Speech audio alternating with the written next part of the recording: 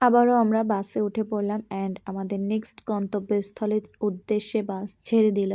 এবার সবাই একটু করে পোজ দিয়ে নিচ্ছে।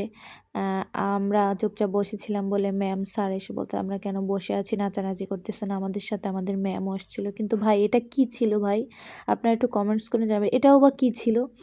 এবার গান হচ্ছে অল্প বয়সে বিয়া করিলা, আমার যে ফ্রেন্ডস বিয়ে করছে তারে মেনশন করে গানটা হচ্ছে আর নাচতেছিল।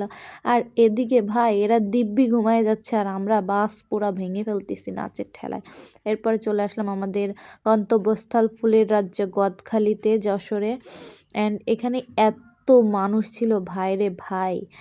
আর আবার আমাদের বনভোজনের সময় হয়ে এসেছে, এজন্য আমাদের সবাইকে বসিয়ে দিয়েছে সুন্দর করে, আমরা সবাই বসে গেছি। এরপরে ট্যান ট্যানা আমাদের খাবার চলে এসেছে, কিন্তু খাবারের পরিমাণ এত বেশি ছিল আমরা সবাই নষ্ট করেছি একটু একটু করে। আর এরপরে দেখি যেদিকেই তাকাই শুধু ফুল আর ফুল, চারিদিকে ফুল আর ফুল।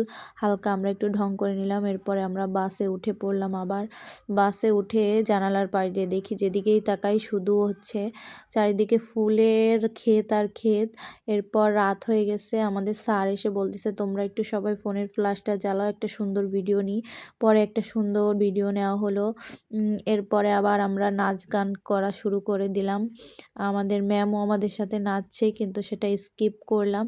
So tata and bye bye, take care, আল্লাহ হাফিজ।